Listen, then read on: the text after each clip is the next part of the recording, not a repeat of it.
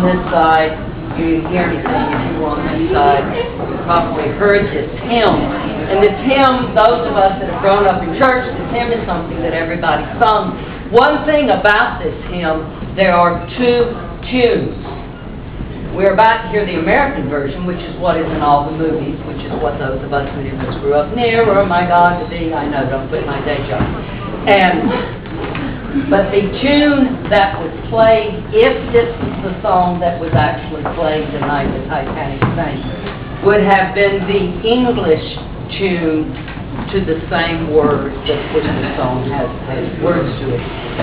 If you have seen the movie, in the two American movies, the Titanic movie 1952, 1953, and then of course Cameron's blockbuster in 96, 95, whenever it was, those of course are the American version. If you watch the 1957-58 English version of A Night to Remember, of those books that are out there, they play the English version of the tune.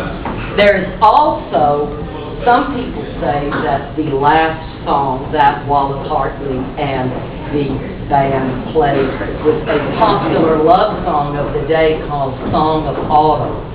And I think it's just one of those things we will never know. It's one of the mysteries of the Titanic. And I think one of the saddest things about Wallace Hartley is that, not sad, but just so poignant, that when his body was found, his was the only band member's body that was actually found. You know, most of those bodies, of the 1,500 people that went down, there were only about 300 or 350 bodies that were actually found. They really don't know what happened to the rest of the bodies. It's so sad.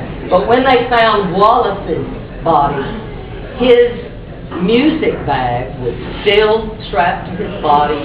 His White Star music book was still in there. It was given to his family, and his relatives have it today.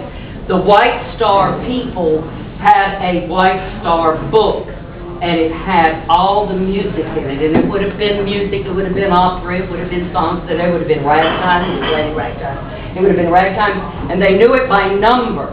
They didn't say, Wallace Hartley didn't tap his baton and say, the Blue Danube Waltz. He tapped his baton and said, gentlemen, number 53, and they would play it.